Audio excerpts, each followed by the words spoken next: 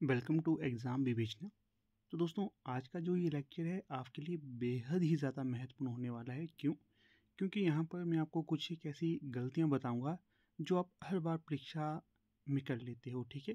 तैयारी से संबंधित हो गई या फिर बात की जो गलतियाँ हैं वो आपको थोड़ा-सा बता दूँगा। ये इसलिए आपके समक्ष लेक्चर लाया हूँ क्योंकि बच्चे बहुत ज़्यादा पढ़ते भी हैं, बहुत ज़्यादा मेहनत भी करते हैं, तब भी कुछ न कुछ कमियाँ वो कर देते हैं जिससे वो अपनी परिणाम जो उन्हें चाहिए उससे वंचित रह जाते हैं। ठीक है? तो इसी से संबंधित एक लेक्चर आपके समक्ष लाया हूँ। आराम से सुनना, अगर कोई कन्फ्यूज़न हो तो आप पूछ भी सकते हो हमसे। ठीक है? हाँ, अगर अच्छा लगे ये लेक्चर तो लाइक, शेयर और चैनल को सब्सक्राइब भी करना। आपके जो भी नियर डियर हैं, जो तैयारी कर रहे हैं काफ़ी समय से परंतु कुछ गलतियाँ करते हैं, उनके लिए भी आप ये जो वीडियो है शेयर कर सकते हो। ठीक है? देखिए, आपने देख ही लिया क्या है शीर्षक इस वीडियो का। Target UGC net Hindi 2025। UGC net Hindi की सफलता की गारंटी के लिए इन 10 गलतियों से बचें। अगर आप सफल होना चाहते हैं, अपनी गारंटीड सफलता प्राप्त करना चाहते हो तो इन गलतियों से बचना है आपको। 10 कौन सी गलतियां मैंने छांटी है वो आपको बता देता हूँ। देखिए, गलती नंबर 1 है सिलेबस और पेपर पैटर्न को नज़रअंदाज करना। क्या होता है, हम जब भी तैयारी करते हैं तो ऐसे ही कोई गाइड ले लेते हैं, कोई एक यूट्यूब चैनल देख लेते हैं और उनका भी कोई आधार नहीं होता है कि किस तरह से वो तैयारी करवा रहे हैं। अगर आधार एक हो, जैसे मान लीजिए अगर आप सिलेबस से तैयारी करते रहते हैं, जो पेपर का पैटर्न होता है उसका आंकलन करते हैं, तो आप असफल नहीं हो सकते। मैं हर बार आपको वीडियो में कहता हूँ, यूजीसी नेट जैसी हायर एजुकेशन की जो तैयारी अगर आप करते हैं तो वहाँ पर आपके सिलेबस तो होना ही चाहिए। बिना सिलेबस के अगर आप तैयारी करोगे तो अंधेरे में तीर मारने की तरह होगा। बिना सिलेबस से तैयारी नहीं कर सकते हो आप, क्योंकि एक आपको ये देखिए सीमाएं आपको बताता है, इसके महत्व को आपको ये सिलेबस बताता है। बिना इसके तो कैसे कार्य चलेगा? तो सिलेबस तो आपके पास होना ही चाहिए। साथ में पेपर के पैटर्न को भी आपने अवलोकन करना है। पेपर का पैटर्न कैसे पूछे जा रहे हैं प्रश्न, कितना हार्ड है, कितना नॉर्मल है। जो देखिए हाल फिलहाल में कट ऑफ गई है उसका भी आकलन आपको करना है। बहुत से ऐसे एस्पिरेंट होते हैं जो इन चीज़ों को तवज्जो देते ही नहीं है। अगर तवज्जो नहीं दोगे तो आपको मुश्किल होगी। ठीक है? तो इन चीज़ों को आपको तवज्जो देनी है। अगर आपको पता पता चलता है कि कट ऑफ इतनी जाती है तो उस तरह से आप मेहनत करोगे और जो पेपर के पैटर्न को भी देखोगे हर बार। हाँ, कोई भी परीक्षा क्यों ना हो, जैसे किसी राज्य में असिस्टेंट प्रोफेसर की परीक्षा हुई, उसके बाद आपको उसका क्वेश्चन पेपर देखना है। किसी राज्य में सेट की परीक्षा हुई या स्लेट की परीक्षा हुई, उसका आपने अवलोकन करना है प्रश्न पत्र का। ठीक है? इससे अवलोकन करने से बहुत ज़्यादा लाभ होता है, ये कहने का मतलब है। ठीक है ना? क्या है, पाठ्यक्रम का गहनता से अध्ययन करने के महत्व पर प्रकाश डालें। परीक्षा पैटर्न, प्रश्न प्रकार और अंकन योजना को समझने की आवश्यकता पर जोर दें। प्रभावी पाठ्यक्रम कवरेज और अध्ययन रणनीति की योजना बनाने के लिए सुझाव प्रदान करें। ये है कुछ मेन बातें। ये तो लिखी हुई बातें थी जो मुझे लगी, मैंने आपको वो बताई, क्योंकि हमने जब खुद गलतियाँ की थी और जब सीखी ये चीज़ें तभी हम ये जीआरएफ प्राप्त कर पाए, अन्यथा हम भी ऐसे रहते। जीआरएफ प्राप्त करने के लिए कुछ अलग करना पड़ता है, ऐसे ही जीआरएफ नहीं मिलता है। गलती नंबर 2 क्या है, अभ्यास और मॉक टेस्ट का अभाव। पिछले वर्षों के प्रश्न पत्र और मॉक टेस्ट के अभ्यास के महत्व पर चर्चा करें। बात यह है, अभ्यास और मॉक टेस्ट का क्या मतलब है। अभ्यास ऐसे है, बार बार आप अभ्यास करते रहिए। कई बार कुछ एक ऐसे टॉपिक होते हैं जो हमारे पल्ले ही नहीं पड़ते। ठीक है? दरअसल मैं जब तैयारी कर रहा था तो मैं अपनी बात आपको बता देता हूँ। देखिए, मुझे तर्क और स्थापना वाले प्रश्न, एक ये हो गया, और दूसरा जो क्रम से लगाने वाले होते हैं जिन्हें हम मोटे तौर पर डेट से, प्रकाशन वर्ष और डेट वाले प्रश्न कहते हैं, मुझे ये याद ही नहीं होते थे। तो क्या किया मैंने, बार बार इनका अभ्यास किया, बहुत ज़्यादा बार ये पढ़े। मान लीजिए जो सरस्वती पांडे, गोविंद पांडे वाली पुस्तक होगी, जो मैंने न्यू जो सिलेबस लगा था उसके नोट्स बनाए थे, इनका इनका बार बार रिवीजन किया मैंने। जब बार बार रिवीजन किया तो अपनी आप नेचुरल सी बात होती है कि आपको पता चलता रहेगा। ये डेट्स वैसे ही याद रहेगी। तर्क और स्थापना के लिए भी मैंने काफ़ी अध्ययन किया, फिर जाके मुझे चीज़ों का पता चला। ठीक है ना? इसलिए आपको अभ्यास करना है, बिना अभ्यास के चीज़ें नहीं होती। कहा भी गया है कि भाई सफलता की कुंजी क्या है, सफलता की कुंजी है आपकी मेहनत, हार्ड वर्क है। बिना अभ्यास के, बिना हार्ड वर्क के सफलता नहीं मिलती है। दूसरी बात, मॉक टेस्ट का अभाव। कई बार हम तैयारी करते हैं तो मॉक टेस्ट को बिल्कुल भी तवज्जो नहीं देते हैं। मॉक टेस्ट भी लगाते रहना है। ज़रूरी नहीं है कि किसी संस्थान से आप मॉक टेस्ट लें।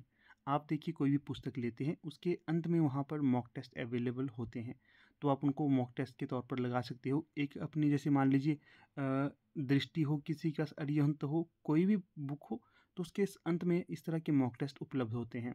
अगर वैसे नहीं आप मॉक टेस्ट लगा सकते तो यूट्यूब में बथेरे चैनल है, वहाँ से भी आप कोई एक छांटिए, सारे नहीं कोई एक छांटिए, तो वहाँ से आप मॉक टेस्ट लगाते रहिए। एक पेज में क्वेश्चन नंबर लिख लिए और दूसरी तरफ उनके उत्तर लिखते गए जो जो आपको आते हैं। इस तरह से मॉक टेस्ट का भी आपके पास एक साधन है कि इस तरह से आप इसका प्रयोग करके सफलता प्राप्त कर सकते हो। ये दो चीज़ें भी यहाँ से काफ़ी महत्वपूर्ण है। आगे देखिए, बताएं कि कैसे अभ्यास करने से परीक्षा की कठिनाई स्तर को समझने, समय प्रबंधन और कमज़ोर क्षेत्रों की पहचान करने में मिलती है। ठीक है, ये इस तरह की बातें। खैर, गलती नंबर 3, समय प्रबंधन की उपेक्षा करना। क्या है ये समय प्रबंधन की उपेक्षा करना? दरअसल ये रहता है, अपना जो हमने टाइम टेबल बनाया होता है, हमारा जो शेड्यूल होता है, अगर हम उसको फॉलो नहीं करेंगे, उसकी उपेक्षा करेंगे, तो भी बड़ी दिक्कत आ जाती है। देखिए, किसी भी संस्थान में जाते हैं, किसी भी आप संस्थान में जॉब करते हैं, किसी स्कूल में पढ़ाते हैं, अगर पढ़ते हैं खुद, तो वहाँ पर समय का महत्व होता है ना, वैसे ही जब आप तैयारी करते हो, वहाँ पर भी आपके समय का महत्व है। जब तक अगर आप मतलब अपने समय को कंटिन्यू नहीं रखोगे, अपने शेड्यूल को फॉलो नहीं करोगे, तब तक बात नहीं बनने वाली है। उदाहरण के लिए मैं कुछ बातें आपको कह रहा हूँ इस तरह से।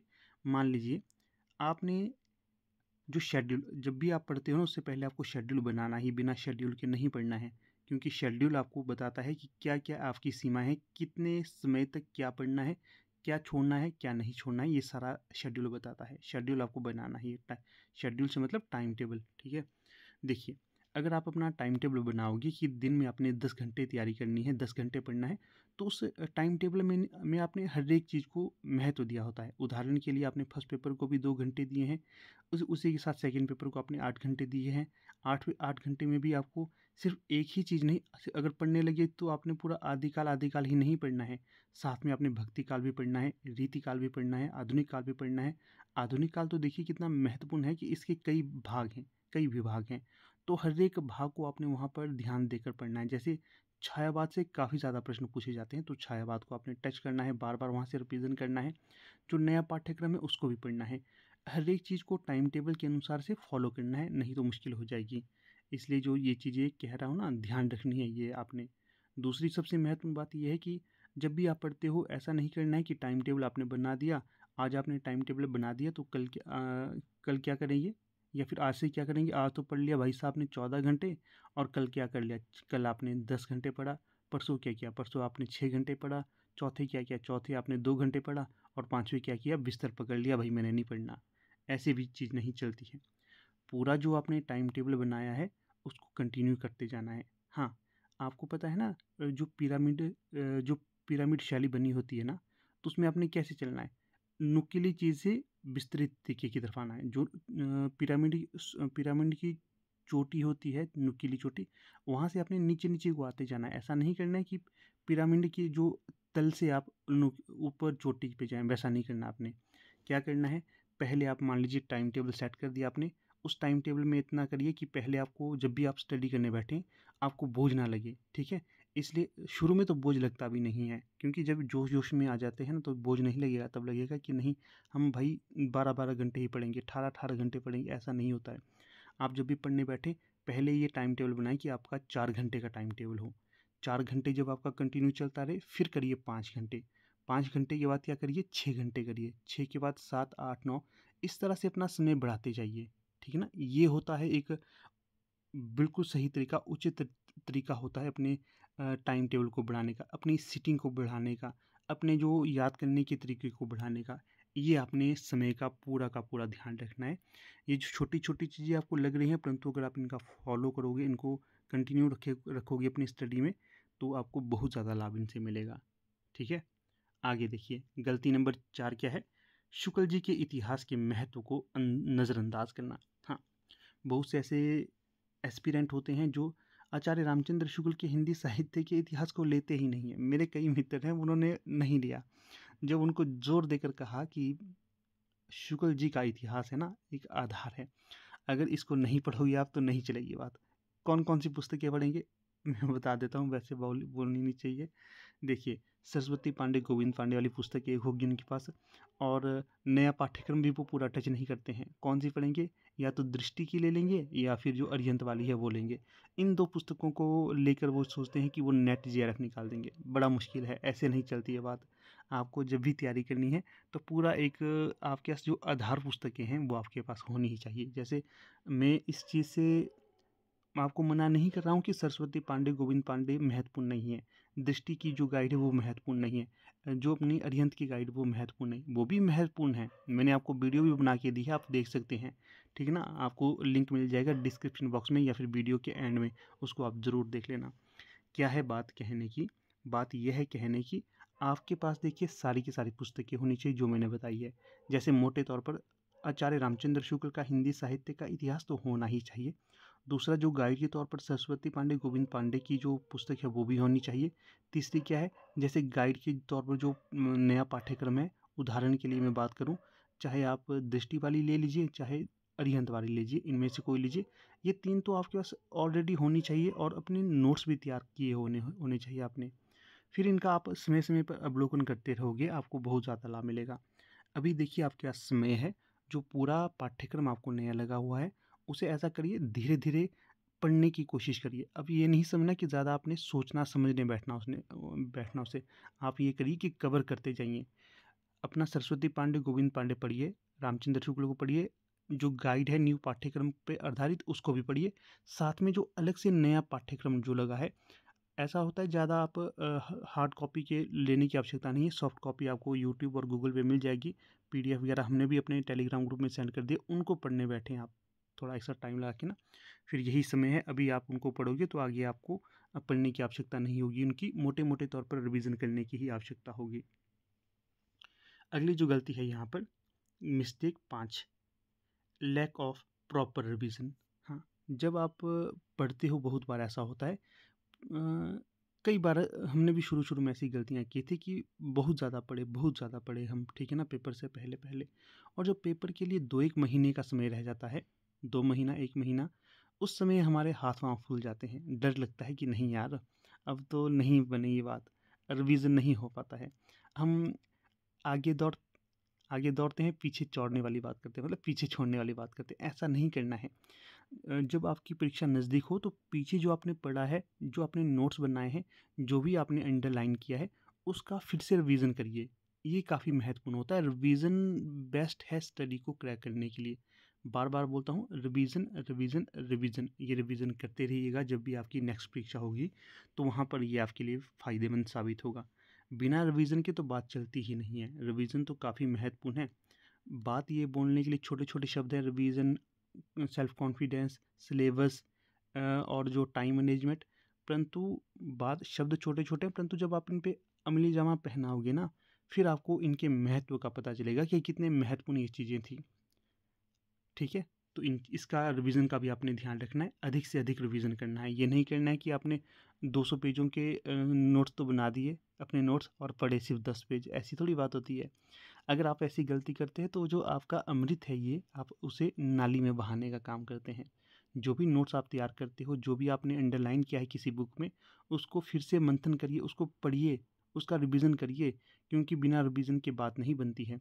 जो भी हमने अमृत निकाला है, अगर हम उसे पढ़े बिना ही छोड़ देंगे तो वो क्या कार्य करेगा? फिर वो कार्य करेगा बेस्टिंग का, फिर वो कार्य करेगा अमृत को नाली में बहाने का। इसलिए जो भी आपने अमृत मंथन किया है, उस अमृत का पान भी आपने करना है। जब तक आप उसका पान नहीं करोगे तो उसका लाभ आपको कैसे मिलेगा?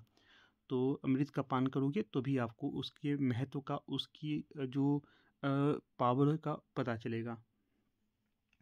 अगला देखिए, अगली छठी मिस्टेक कौन सी है? ये भी आप आजकल काफ़ी प्रचलित है, बहुत ज़्यादा स्टडी चैनल और स्टडी मैटर से जुड़े रहना। ये भी आजकल की दिक्कत है कि नहीं है? देखिए, ये स्वाभाविक गलतियाँ हैं, ऐसे ज़बरदस्ती तो कोई कौन करेगा। ये हम जब भी शुरू शुरू में तैयारी करते थे ना, हम भी पता नहीं 20-20 चैनलों से जुड़े थे। ऐसे नहीं करना। उस टाइम थोड़े से चैनलों का अभाव भी था, परंतु स्टडी मैटर हमने बहुत ज़्यादा इकट्ठा कर लिया था। ऐसा नहीं करना है। क्या करें? अच्छे जो प्रमाणिक सोर्सेज होते हैं उनके माध्यम से पढ़ने की कोशिश करिए। साथ में कुछ एक चुनिंदा चैनल के साथ ही जुड़े रहिए। क्यों? इसलिए, अगर मान लीजिए आप 20 चैनलों के साथ जुड़े हुए हैं आपको प्रॉपर उनकी वीडियोस को देखना पड़ता है। ऐसा नहीं होता है कि आज आपने देख ली मेरी वीडियो, कल देख ली आपने मोहित की वीडियो, चौथे आपने देख लिया राकेश की वीडियो, पाँचवें आपने देख ली मीना की वीडियो, छठे आपने अपने खुद के नोट्स पढ़ने स्टार्ट किए। ऐसा नहीं, किसी एक दो चैनल को ही आप सब्सक्राइब करिए। क्यों? क्योंकि किसी भी एक दो चैनल को आप सब्सक्राइब करते हैं, वो आपको पूरा स्टडी मैटर उपलब्ध कराने की पूरी कोशिश करता है, ठीक है ना। साथ में जो उनके व्हाट्सएप या टेलीग्राम ग्रुप हो, उनके साथ भी आप जुड़िए। वहाँ पर वो आपको सॉफ्ट कॉपी इत्यादि सेंड करते रहते हैं, तो उनका भी आपने अवलोकन करना है। मैं ये नहीं कहूँगा कि आप मेरे से जुड़े, मैं ये कहता हूँ किसी एक के साथ जुड़ें, परंतु 20-20 चैनल के साथ जुड़े मत रहिए। आपका समय भी खत्म हो जाएगा उससे, उनके उनके वीडियोज़ को देखने के लिए उनके व्हाट्सएप में स्टडी मैटर को प्राप्त करने में टाइम भी चला जाएगा और आपको पता भी कुछ नहीं चलेगा। कुछ एक जो भी आपको अच्छे लगते हैं उनके साथ जुड़िए, जैसा जैसा वो कहते हैं वैसा वैसा करते रहें, और अपना जो आपका मस्तिष्क बोलता है कि ये करना है, वो भी करते रहिए। सिर्फ किसी के जो भेड़ चाल में मत चढ़िए, जो जो आपको ठीक लगता है वो भी करिए, और साथ में अपनी जो बुक्स है उनको भी पढ़ते रहिए। और एक और बात, स्टडी मैटर ज़्यादा इकट्ठा नहीं करना है, जितना सिलेबस के अकॉर्डिंग आपको कहा है वो करिए, और थोड़ा थोड़ा करते जाइए। जब जब आप उसको पढ़ोगे तो उसको डिलीट करिए, नया नया करते जाइए, फिर दोबारा से डाउनलोड। जो पढ़ते हो तो उसको अपनी कॉपी पे भी नोट करते जाइए, नोट्स आपको फ़ायदेमंद होंगे। ये चीज़ें भी आपने फॉलो करनी है। गलती नंबर 7, उपलब्ध संसाधनों का उपयोग नहीं करना। जो पिछले वाला ही है, ये उपलब्ध संसाधनों का प्रयोग नहीं करना। मान लीजिए मैंने कही, आप पहले आपने क्या किया, पहले आप जुड़े नॉर्मली किसी फेसबुक, इंस्टाग्राम में वैसे नहीं होता है, टेलीग्राम और यूट्यूब और भी कई साधन हो सकते हैं जहाँ से आप जुड़े हुए, वहाँ से तैयारी कर रहे हैं, और आपने कर दिया 2 GB 10 GB डाटा इकट्ठा कर दिया स्टडी मैटर के लिए। तो भाई आपने पढ़ा नहीं, 500 MB आपने पढ़ा नहीं और 10 GB डाटा आपने इकट्ठा कर लिया। ऐसी नहीं बनती है बात। इसके लिए क्या करना पड़ेगा आपको, जितने की आपको आवश्यकता है उतना आप डाउनलोड करते जाइए स्टडी मैटर, और फिर उसका ढंग से अवलोकन भी करते जाइए, और उन्हें अपनी कॉपी पे भी नोट करते जाइए। क्यों? क्योंकि देखिए, जो PDF फाइल होती हैं या फिर बुक्स होती हैं जो आपने ली हैं, एक तरह से वो है सागर। सागर में से आपको कुछ एक अच्छे अच्छे जो पानी की बूंदें निकालनी हैं, या फिर आपको सागर से क्या नदियाँ निकालनी हैं, जब नदियों से भी आपको खड्डे निकालनी है। इस तरह से आप मतलब स्टडी मैटर जो बहुत अच्छा है उसका अवलोकन करके अपनी कॉपी पे नोट करते जाओगे ना, तभी आपको उसका लाभ मिलेगा। बिना, अगर आप सागर में ही बार बार डुबकियाँ लगाओगे तो समय आपको अधिक लगेगा आपको अपनी मंजिल को प्राप्त करने के लिए। तो एक छोटी सी सीमा बनाकर आपको चलना है सागर के भीतर, ठीक है। जो मैं ये व्यंग्यात्मक बातें भी कह रहा हूँ, समझ आ रही है ना आपको, जो भी मैंने कही बातें, ये थोड़ी सी पेचीदा जरूर है, अगर समझोगे तो आपको लाभ मिलेगा। अधिक संसाधनों के माध्यम में मत जाइए। उपलब्ध संसाधन जो भी आपके पास है उसको बार बार पढ़िए। आपने सुना ही होगा कि एक पुस्तक को आपको 10 बार पढ़ना है, ना कि 10 पुस्तक को एक बार पढ़ना है। क्यों ये बात कही जाती है? ये बात इसलिए कही जाती है कि अगर आप एक पुस्तक को 10 बार पढ़ोगे तो 10 बार आपको नए नए तथ्य वहाँ से आपको याद हो जाएंगे। 10 बार पढ़ोगे तो जो चीज़ें आपने पढ़ी थी वो आपको रिवाइज होती जाएंगी, जो आपने पढ़ा था कि वो आपके माइंड में सेट हो जाएंगी सारी चीज़ें। तो इसलिए ये चीज़ें कहते हैं कि उपलब्ध संसाधनों का उपयोग नहीं करना, और इधर उधर के स्टडी मैटर को प्राप्त करने की कोशिश करते रहना। अगला देखिए, गलती नंबर 8, तैयारी में टाल मटोल करना और देरी करना। ये भी वही रही टाइम मैनेजमेंट की बात। ऐसा होता है, मान लीजिए आप तैयारी करने लग गए तैयारी करने, आपने 10 घंटा दे दिया, फिर दोबारा से 10 घंटा दे दिया नेक्स्ट डे, तीसरे दिन आपने 10 घंटा दे दिया, चौथे दिन आपने 8 घंटा दे दिया, पाँचवें दिन दोबारा से आपने 10 घंटा दे दिया। ये तो चलो ठीक है, औसतन यहाँ से आपकी जो प्रोग्रेस है वो निकल रही है। परंतु कई बार ऐसे होता है कि यार मेरे दोस्त की शादी आ गई, जाना है वहाँ पर, जब तक दोस्त की शादी में नहीं जाएगा तो काम नहीं चलेगा, दोस्त नाराज़ हो जाएगा। खैर, जिगरी दोस्त है तो वहाँ पर जाइए, परंतु कई बार ऐसे होते हैं कि हम लाइब्रेरी में बैठे हैं, तो इस तरह से मतलब चलते चलते कुछ लोग दोस्त बन जाते हैं, और वो कहते हैं कि चलिए हमारी शादी में आना है। देखिए, जब तक आप अपनी सफलता को प्राप्त नहीं करोगे तब तक दोस्त दोस्त ही रहते हैं। मैं काफ़ी आपको गहरी बात कर रहा हूँ। अ, समय के अनुसार ना दोस्त की वैल्यू होती है वो ख़त्म भी होती जाती है, अगर आप उनके अनुसार लेवल वाले नहीं हो। अगर आपका दोस्त आपके लेवल वाला हो तो वो बोलेगा कि तू मेरा दोस्त है, नहीं तो अगर लेवल डाउन हो गया, नहीं तू मेरा दोस्त नहीं है, ठीक है ना। ये जो खैर थोड़ा सा हटके भी बोल रहे हैं आपको। टाइम टेबल को आपने पूरा फॉलो करना है, टाल मटोल नहीं करना है अपनी तैयारी के साथ। आज मुझे क्या करना है, घूमने जाना है। नहीं, घूमने जाइए परंतु अपना सिलेबस, अपना जो आपने पढ़ने के लिए छोड़ा था उसको कवर करने के बाद घूमने जाइए। नहीं, मुझे आज कहाँ जाना है, मूवी देखने, नहीं मूवी देखने मत जाइए। मूवी देखने के लिए कोई एक डे आप सेलेक्ट करिए तब जाइए, परंतु अपना जो आपने आपका जो आज का टारगेट था वो आपने अचीव किया है या नहीं, तो उसका भी आपने ध्यान रखना है। नहीं यार, आज तो मैं 10 घंटे सोऊंगा, आज मैंने सुबह 6 बजे नहीं उठना, ये गलत बात है ना। नहीं, आपका क्या टारगेट है, आपने सोना है 6 घंटे और सुबह कितने बजे उठना है, 8 बजे, 8 नहीं 6 बजे उठना है। 6 बजे, 6 घंटे सोना और 6 बजे उठना है, ये पूरा प्रॉपर टाइम होता है आपको। देखिए एक और बात, 10-10 घंटे सोने की आवश्यकता नहीं है, ठीक है ना। आप उतनी ही नींद लीजिए जितनी की आपको आवश्यकता है। कई बार हम ऐसा होते हैं कि हमारी एक आदत बनी होती है, यार जब तक मैं 8 घंटे नहीं सोऊंगा तब तक तो मुझे लाइब्रेरी में नींद आ जाएगी। ये अपने फोबिया बना रखा होता है हमने अपने मन में। ऐसा नहीं होता है। एक मनुष्य को पर्याप्त और अच्छी नींद कितने घंटे की होती है, 6 से 7 घंटे की, इतना सो सकते हैं आप। अगर आप 8-10 घंटे सोएंगे तो यार कब कुछ करेंगे, कब पढ़ेंगे आप, ठीक है ना। ये ध्यान रखना है। ये बोलने के लिए नॉर्मल बात है कि 8 घंटे सोना है, 10 घंटे सोना नहीं। जब तक आपके कोई टारगेट आपने स्थापित किए हुए हैं तो सोने को थोड़ा सा परहेज करिए सोने से। 6 घंटे सोएंगे तो कोई बड़ी मुसीबत नहीं आन पड़ेगी। 6 घंटे सोइए, इनफ होता है 6 घंटा सोना। तो टाल मटोल बिल्कुल नहीं करना है। जो मेरे टारगेट है भाई, मैंने आज एक चैप्टर कंप्लीट करना है तो किसी भी हालत में एक चैप्टर कंप्लीट करना है, चाहे कोई बड़ी से बड़ी समस्या भी क्यों ना आ जाए। अगर हो, आपको खुद पता चलता है कि ये कितनी ज़रूरी चीज़ है। मान लीजिए कई बार देखिए हम मैं अपना ही उदाहरण दूंगा। कई बार ऐसा होता था कि भाई चाय पीने के लिए लाइब्रेरी से नीचे ही चाय पीने के लिए स्टॉल लगे होते थे, वहीं पर जाके हम चाय पीते थे। कई बार अपने मित्रों के साथ जाते थे, बोलते थे यार यहाँ पर नहीं चाय पीनी, दूसरी जगह जाके चाय पीनी। और अपने को अपने ही दिल में ये बातें चलती थी, यार चाय तो यहाँ पर भी मिल रही है, इतनी दूर जाने की क्या आवश्यकता है, आधा घंटा लगाने के लिए क्या आवश्यकता है चाय पीने के लिए।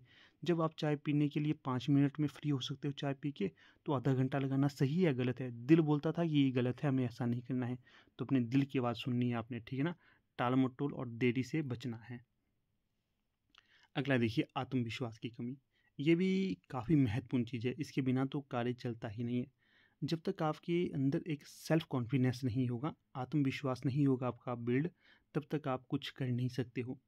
आपको ये चीज़ें बना के रखनी, चाहे कैसी भी परिस्थिति हो, चाहे कुछ भी हो, अपना आत्मविश्वास आपने गिरने नहीं देना है। इसको आप कैसे सुदृढ़ करके रख सकते हो। देखिए, जब भी आप पढ़ते हो तो कुछ एक ऐसी पुस्तकें आप लेके रखना जिनसे आपको मोटिवेशनल चीज़ें प्राप्त होती रहें। कुछ एक मित्र आपने ऐसे बनाने हैं जो आपको हमेशा ऊपर उठाने की कोशिश करें, नीचे गिराने की नहीं। आपने देखा होगा कि काफ़ी सारे ऐसे मित्र होते हैं जो हमेशा आपके साथ नेगेटिव बात करते हैं और आपके आत्मविश्वास को गिराने की कोशिश करते हैं। ऐसे लोगों से भी थोड़ा बच कर रहना है। आपको उन लोगों के साथ रहना है जो हमेशा आपको प्रोत्साहित करें कि यार मोहित ये कर तू, आपने डरना नहीं है। यार रीना तुम पढ़ते रहो, आपने डरना नहीं है। कैसी भी परिस्थिति क्यों ना हो, हम आपकी मदद करेंगे। आपको ये पुस्तक चाहिए, हम आपको देंगे। ऐसे कई मित्र होते हैं तो आपको उनके सानिध्य में रहना है, ठीक है ना। अपने आत्मविश्वास को खुद ही आपने बिल्ड करते जाना है। क्यों, कई बार ऐसी भी परिस्थिति होती है कि इर्द गिर्द नेगेटिव ही लोग होते हैं, आपका बुरा करने वाले ही लोग होते हैं, उनसे तो आपको मदद नहीं मिलेगी। इसके लिए आपको स्वयं अपना आत्मविश्वास बढ़ाना होगा। अच्छे अच्छे आप जैसे प्रेमानंद महाराज जैसे जो संत हैं, उनके वचनों को सुनते जाइएगा।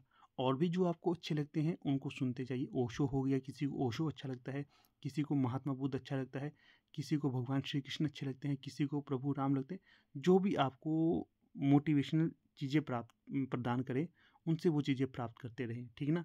आत्मविश्वास को तो आप ही सुदृढ़ कर सकते हो और कोई नहीं, ठीक है। इस चीज़ का भी आपने ध्यान रखना है। अंत में क्या है, गलती 10, परीक्षा के बाद विश्लेषण की उपेक्षा करना। ये भी काफ़ी कमी होती है। मैंने पहले ही बता दी थी कि जब भी परीक्षा हो उसके बाद आपको अपने प्रश्न पत्र का अच्छे से अवलोकन करना है। ज़रूरी नहीं कि अपनी परीक्षा का ही आपने अवलोकन करना है। मान लीजिए मेरी मेरी परीक्षा होगी असिस्टेंट प्रोफेसर की और मैं परीक्षा देकर आया और मैंने यूट्यूब पे वीडियो भी डाल दिया कि इस तरह का प्रश्न पत्र आया था और आपने वो देखा ही नहीं। नहीं, ऐसा नहीं करना है। असिस्टेंट प्रोफेसर की आप तैयारी कर रहे हैं, आपको वो देखना है कि कैसे कैसे क्वेश्चन आए थे। ये जो क्वेश्चन होते हैं ना, ये रिपीट भी होते हैं आपकी हर एक परीक्षा में। उदाहरण के लिए मैंने मान लीजिए एलटी कमीशन का पेपर डिस्कस करा आप लोगों के साथ यूट्यूब में, आप लोग तैयारी कर रहे हैं यूजीसी नेट की और आपने देखा ही नहीं, तो ये भी एक गलती है ना। क्यों? क्योंकि जो एलटी टेट का जो प्रश्न पत्र है उसमें हिंदी साहित्य के बड़े अच्छे अच्छे प्रश्न आते हैं कई बार, और वही प्रश्न जो है रिपीट हो जाते हैं आपकी यूजीसी नेट की परीक्षा में। कई बार जो पीजीटी हिंदी का प्रश्न पत्र होता है उसमें बड़े सुंदर सुंदर प्रश्न आते हैं और वो रिपीट हो जाते हैं आपके किसमें, इसमें जो यूजीसी नेट की परीक्षा में। तो इस तरह का कोई भी आपके लिए अवलोकन करने हेतु प्रश्न पत्र मिलता है आपको, तो उसका आप अवलोकन करें, क्योंकि अच्छी अच्छी चीज़ें तो वहाँ से आप अपनी कॉपी पे आप नोट कर सकते हो, ठीक है ना। तो इसका ध्यान रखना है आपने। हम अपने चैनल पे ऐसी ही चीज़ें लाते रहते हैं, प्रश्न पत्र उपलब्ध करवाते रहते हैं। अगर अच्छा लगता है आपको हमारे साथ जुड़े रहना, तो अवश्य उन वीडियोज़ को देखा करें, काफ़ी लाभ आपको मिलेगा इन चीज़ों से। फिर देखिए, अब यहाँ पर अपनी वीडियो को समाप्त करने से पहले कुछ एक इन्फॉर्मेशन आपको दे देता हूँ। आप लोग हमारा फ्री व्हाट्सएप और टेलीग्राम ग्रुप्स और चैनल को ज्वाइन कर सकते हो। यहाँ पर आपको बेहद ज़्यादा इंपॉर्टेंट पीडीएफ और अन्य स्टडी मैटर होते हैं वो आपको सेंड किए जाते रहते हैं। यहाँ पर जो हमारा देखिए एग्ज़ाम विवेचना नाम से ही नेट सेट जेआरएफ हिंदी के लिए टेलीग्राम चैनल बना हुआ है। इसमें मैंने आपको लगभग 1000 पीडीएफ फाइल जो यूजीसी नेट की परीक्षा से संबंधित है या फिर जो हायर एजुकेशन की परीक्षा से संबंधित है वो सेंड की हुई है। लगभग 2000 फ़ोटोज़ आपको नेट से संबंधित सेंड किए हुए हैं। ये तो आपका टेलीग्राम हो गया। दूसरी तरफ है आपका व्हाट्सएप चैनल और ग्रुप। यूजीसी नेट की परीक्षा के लिए अलग से व्हाट्सएप ग्रुप और चैनल बनाए गए हैं। यहाँ पर भी आपको हर दिन स्टडी मैटर फ्री में उपलब्ध करवाया जाता है। यहाँ पर भी आप जुड़ सकते हो और अपनी स्टडी को और भी बेहतर कर सकते हो, ठीक है। जो भी बात मैंने कही मुझे लगता है कि आपको ये पूरी की पूरी बात समझ आई होगी। फिर भी कहीं कुछ डाउट हो तो आपको मेरा नंबर पता ही है, आप बेझिझक वहाँ पर संपर्क कर सकते हो। नंबर मैं आपको बता देता हूँ, यहाँ पर शायद लिखा हुआ नहीं है। 76 517 294। लिख भी लेता हूँ मैं। 76 517 294। 76 517 294, ये मेरा व्हाट्सएप नंबर है। मेरा मतलब हमारी टीम का व्हाट्सएप नंबर है। इस पर आप व्हाट्सएप करिए, आपको आपके उत्तर दे दिए जाएंगे, ठीक है। स्वयं के पास मेरे पास थोड़ा सा समय का अभाव रहता है, इस पर अगर आपने व्हाट्सएप कर लिया तो ये आपको समय पे उत्तर दे देंगे। तो इन चीज़ों का आपने ध्यान रखना है। कोई भी क्वेरी हो तो ये कर सकते हो। और जो यहाँ पर ये है आपका टेलीग्राम चैनल, इसके साथ जुड़िए, और ये है आपका व्हाट्सएप चैनल और ग्रुप, इनके साथ जुड़िए। तो इनके साथ जुड़ के आपको काफ़ी लाभ मिलेगा। इनके डायरेक्ट आपको लिंक मिल जाएंगे डिस्क्रिप्शन बॉक्स में, तो वहाँ पर जाकर भी आप जुड़ सकते हो। और चैनल को आपने लाइक भी करना है, शेयर भी करना है और सब्सक्राइब भी करना है, अगर आपको ये वीडियो महत्वपूर्ण लगी हो तब, ठीक है। बाकी अब यहाँ पर अपनी पूरी वीडियो का समापन कर लेते हैं। आप लोगों ने पूरी की पूरी वीडियो पूरी ध्यानपूर्वक सुनी, इसका आपको लाभ मिलेगा। धन्यवाद।